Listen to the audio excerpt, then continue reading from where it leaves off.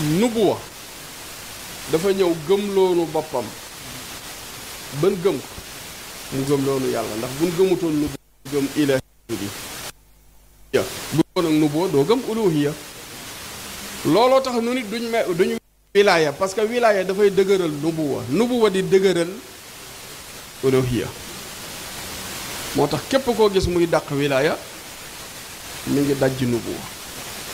saa boo taxawee ne góor yàlla yi nangam gars yi may la nopp di la dégloog di la apprécier ci yonent nga jëm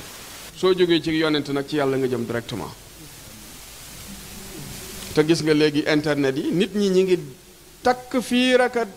def lu ne mag ñi am ñoo xam ne ñoom yonent wi la ñuy diingat directement am na ku ñuy wax oustaz Rasid di def benn émission bu ñu tuddee su aljar yi siiw na lool mais duma gis gaa yi di ko wax bàyyam Maroc gii la dëkk mu jàngee xam-xam diggante Makka gi ak Maroc ba mokkal alquran xattan wa tilawatan wa tajwidan jàng fiq xadis moom mën naa ne da ko mokkal ay imam lay dalal di leen dajji ne alquran laysa bi kalaamillah kalaam sax si moom nee na waxi nit la du waxi yàlla di ko dajji di dalal ay imam di leen dajji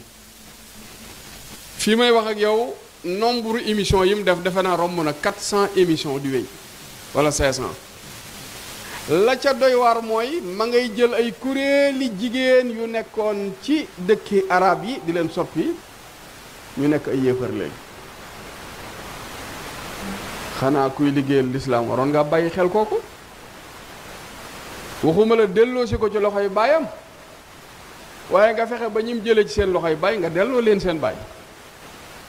nga janoo kooku mu jàngee ci Arabie Saoudi gii jàngee Maroc ak Arabie Saoudi baayam di imam ci Maroc gii muy lakk arab yu sedd wicc di dalal ay defe naa sama téléphone bu fi jege woon sama xool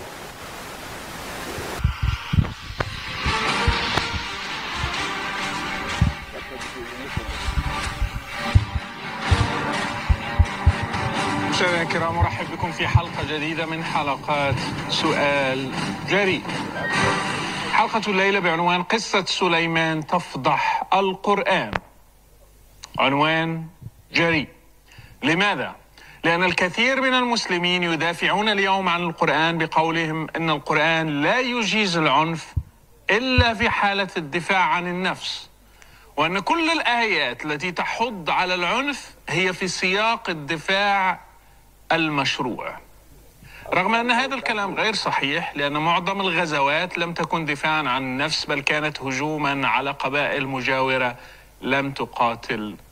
محمدا.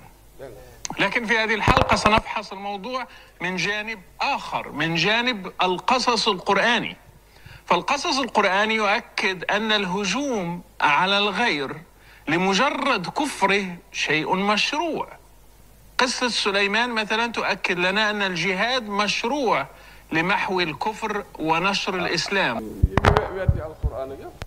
ثانيته ويصير مجرد تابع مطيع لا غير. ومع ذلك سأترك كل هذا جانبا الآن على الأقل، وأتحدث عن أخطاء كثيرة تظهر للناس أن هذا الكتاب لا يمكن أن يكون من عند الله.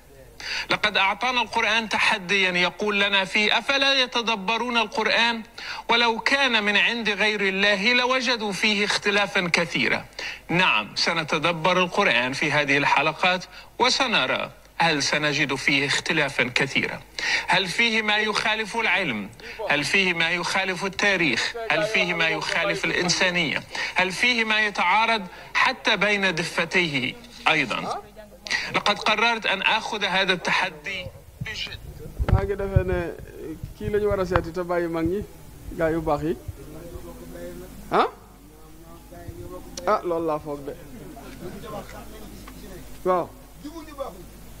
ndax boo seetloo Makkatal Mukarram fi ñu toll ubbi nañ fa première boutique sàngara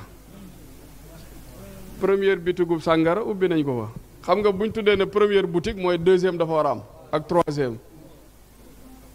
Makka fi ñu toll jënd nañ équipe football yi nga xam ne ñoo gën a am doole ak joueurs yi gën a am doole loolu xëjut woon ci génnee ko asaka mu dem ci jullit yu néew doole yi. jullit yi nangul nañu léegi yéefar ya fa ne te amuñu ay soxna seen coro yi di bàyyi ko ci yeneeni réew ñuy ñëw ñuy tëdd ak ñoom foofee ca hôtel ya te loolu jàppe wuñ ko mooy yàlla ndax ña fay football te yori coro ñoog coro yi ñooy dëkk ñoo koy coacher waaye léegi yow naka ngay bàyyee fee ñu la doon bayloo ñax mu sëq liif nga dikk ci beñ boo xam ne saxut dara cib ñaxat di jël sa gopp di ruur rek bay ca ñax ma moo tax itte ji ngeen nekkee bëgg yàlla tegu siraatal mustaqima jub nangoo jaamu yàlla loolu rek mooy li am solo bu nu demoon ba jamono ñu di leen wax lu wuuteeg lii yéen a war a am fulla ak fayda ci bañ suñu demoon ba jamono di leen woo ci lu wuuteeg lii yéen a war a am fulla ak fayda ci bañ léegi-léegi nit ne ma dégg naa sa waxtaan nangam ma ne man day maa ngi jàpp ne sama discours bii ba ma matalagut ñaar fukki at ak léegi même discours bi laa yor kenn du la génneel beneen yàlla mii ñuy wax tamit bi may jaral may génn sama kër baay man sama 20 ans matut man sama kër gu njëkk maa ngi ko am moins de 20 ans li ma ko may du dara lu dul wàcc étage bi di wuti yàlla dëkk ci mbaar dëkk ci néegi ñax te booba sama baay 3e étage bu doon gàngunaay rek du ma dem ci àll ba kon ñi xamut ñoo xamut